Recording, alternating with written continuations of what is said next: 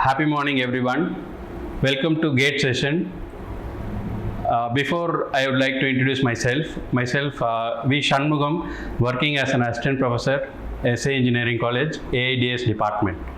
In this session, we are going to discuss about the machine learning and K-means algorithm. We will see what it is exactly. So, what is machine learning? Instead of writing a coding or a program, we are going to train the machine automated session. So that is machine learning. It's a branch of artificial intelligence. Computers learns the pattern from the data. Already trained data set will be there. We are going to execute that and automate that data set. That is called the machine learning.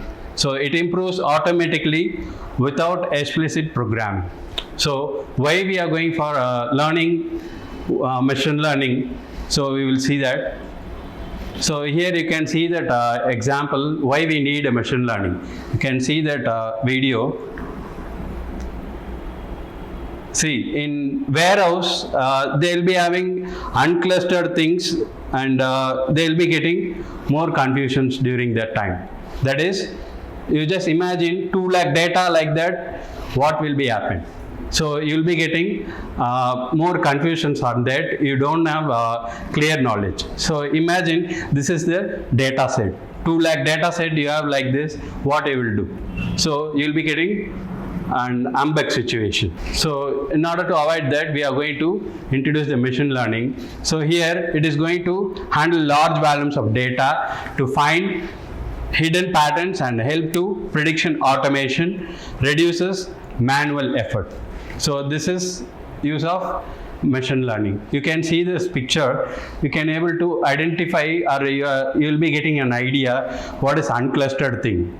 So huge data you will be having like that. What you have to do? So there are different types of machine learning. First one is supervised learning. Second one is unsupervised learning and reinforcement learning. There are 3 types of machine learnings are there. So here you can see unsupervised, supervised, semi-supervised and reinforcement learning. Here you can see the data points, how it is working. You can see here, this is unsupervised learning. So we are going to apply unsupervised learning with the K-means algorithm. So before we have to know what is that unsupervised learning. So unsupervised learning is a type of machine learning in which models are trained using unlabeled data set. There are unlabeled data sets will be there. We are going to execute the machine learning concepts. So you can see that it is data without any supervision.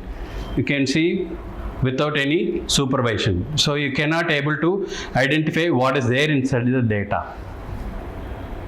So we are going to introduce unsupervised algorithms. There are different types of unsupervised algorithms.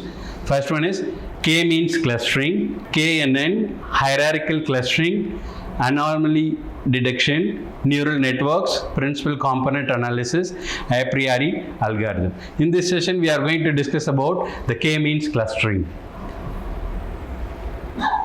So how the K-means clustering or unsupervised learning algorithm is going to be work. We have taken unlabeled input data, which means it is not categorized and corresponding given to the data. So now it is unlabeled data set we are going to feed into the machine, right? So firstly we will be interrupt the raw data to find hidden patterns. So once it applies, suitable algorithms are going to be divides the data objects into the according to the similarities difference between the objects. So here you can see that raw input data will be there. It is unlabeled. There are different types of objects are there. So here using some algorithm we are going to clustering the groups. So before we are going to see about the clustering, what is clustering? Clustering is a group of similar data items we are going to produce. So here clustering is a method of grouping the objects into the clusters such as objectives, modes, similarities remain into a group of less or no similarities with the objects another group. So here cluster analysis find the commonalities between the data objects and categorize the presence, absence, those commonalities. So we are going to fetch unclustered things will be there. So we are going to cluster how it is going to be the clear one. You will be getting most useful clustered groupings, right? So what are the application areas of machine learning? So retail, banking, healthcare, transport, and social media. So here these are all the machine learning application areas. Here you can see we can see that Netflix is there, Amazon will be there, and you can think about the pizza delivery things via Zomato and all. So how they have improved their business. So you just think about that in particular area, how many orders they will be getting, how many persons are going to deliver successfully. So based on that criteria, they will be introducing or they will be improving their cluster stores. So they will be getting more business based on that learning. So pizza chain wants to open a delivery centers across the city. You can see here. So what they do think before possible the challenges. So they need to analyze the areas from which pizza is being ordered frequently. In which area frequent orders are keep on coming. They will be thinking about that and analyzing that. So they need to understand how many pizza stores has to be open. So to cover delivery in the area. So how many persons have to be assigned the delivery boys. So they need to figure out the locations for the pizza stores within all these area in order to keep the distance between store and delivery points minimum. So like that the Amazon recommendation products are going to be displayed in the web page. And Netflix also. So they will be getting the search engine keying words and they will be checking that customer segmentation, how it is going to be suggested, which is going to be the next one. For example, we are going to search bread. Simultaneously, we will be thinking about the jam and all, right? So those things, how they are going to introduce or how they are going to show the recommendation pages. So using some clustered algorithm. So that only we are going to discuss here. We are discussing here. So what is a K-mean we will discuss. K-means clustering algorithm tries to group similar items from the clusters. So number of groups are represented by K. Here we are going to represent K is the groups. So and we are going to check, we are going to assign or we are going to take the centroid point. Then we are going to assign that centroid with associated points. So the main aim of this algorithm to minimize the sum of distances between the data and their corresponding clusters. Here you can see before K-means how the data is going to be there in the system, and after the K-means how the data is going to be clustered, group of similar items. You will be able to predict or you will be able to improve your business. So here you can see from the picture, you can able to see after clustering you will be getting the clear idea about the business. So this is a sample image. When you are going to apply in the business, you will be getting more idea. So these are all the steps to follow in the K-means algorithm. So first, choose the number of clusters. Second, randomly initialize the centroids. As I told you, we are going to take the centroid. There is a set of numbers will be there or groups will be there. So we are going to assign the number of clusters, that is going to be K, and randomly initialize the K centroids. So assign each data point to the nearest centroid and recalculate the centroid, means the cluster points. Repeat until centroid stop changing. So keep on changing the centroids, you will be getting final thing will be coming. You will be getting all the groups are going to be clustered. So here you can see they are going to apply the Euclidean distance. So the standard method for measuring distance between data point and cluster centroid. This is a standard thing. They are going to apply Euclidean distance. So what is that Euclidean distance? It's a standard method for measuring the data points. So we are going to apply this formula d of p comma c equal to root of p1 minus c1 square plus p2 minus c2 square. So what is there? We are going to apply the data points here, and centroid update after each and every finalized, you will be updating the centroids. So here after assigning points, new centroids are going to be calculated in each cluster, taking mean of all point assigned to it. The mean point we are going to take in the cluster. So this is a stepwise calculation example. So let us use a small data set with 6 data points and desired number of clusters k equal to 2.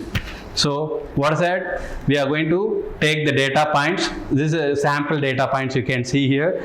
P1, 1, 4, P2, 2, 5, P4, sorry, P3, 4, 3, and P4, 5, 7, P5, 6, 6, P6, 7, 2. So now we are going to initialize the centroid. You can take any point as a centroid. Any data point you can take as a centroid. First you must choose the number of clusters. So how many clusters we are going to produce? So which have data set k equal to 2, then randomly select 2 data points in the initial centroid. We are going to select 2 data points in the initial centroid. So assume that centroid 1 is C1 equal to 2, 5. So using P2 we are going to calculate and assume centroid 2 is C2. So what is that? 6, 6 we are going to take as a centroid using P5. So now the second step, we are going to assign the points nearest centroids. So calculate the Euclidean distance from each data point, both centroids, how it is going to be assigned to the nearest clustered or nearest centroid points. So the distance calculation for all the points C1, 2, 5, we are going to apply as we discussed in the formula. You will be getting P1, 1, 4, root of 1 minus 2 power 2 plus 4 minus 5 power 2. So we are going to calculate that root of 1 plus 1, you will be getting answer, and the final answer is 1.41. Like this you have to continue all the data sets. You are going to apply this K-means algorithm.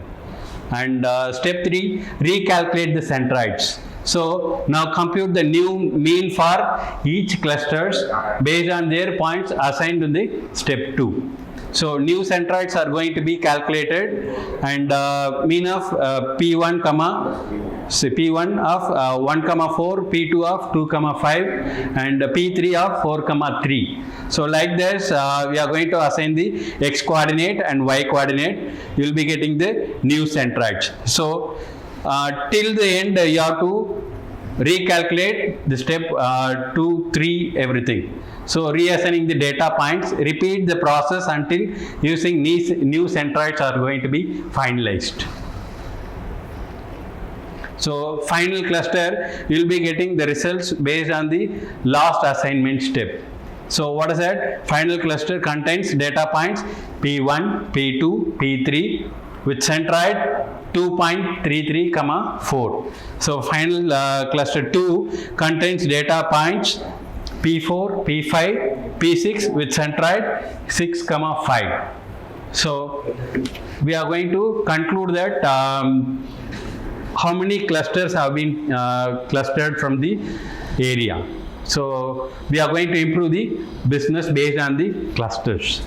So here you can see now the gate question session. Application or problem solving we are going to see. The question is, suppose you have a data set with 2D points and you run k-means with k equal to 3. After convergence, you get centroids at 1, 1, 5, 5 and 10, 10. So what does this implies about the data set? Can you think about that? First option is the data set is divided into 3 group centroids roughly at these points. Second one is the data set is uniformly distributed. Third one is the centroids are data points with minimum distance, and fourth one is the algorithm is failed. So now you just think about that, what is the answer? So the data set is divided into 3 groups of centroid roughly at these points. So this is the answer for that. So next question, which of the following steps are repeatedly iteratively in the k-means algorithm? So what steps are we are going to keep on doing that up to the final clusters? So here you can see, assign each point of the nearest cluster centroid and recalculate the centroids of clusters, randomly initialize the centroids at every iteration, calculate distance between all points. So can you guess, these are the options, can you guess an answer? So 1 and 2 only. So what is that? 1 and 2 only, and 1, 2 and 3 and 2, 4 and all the above. Can you guess right now what is the answer for that?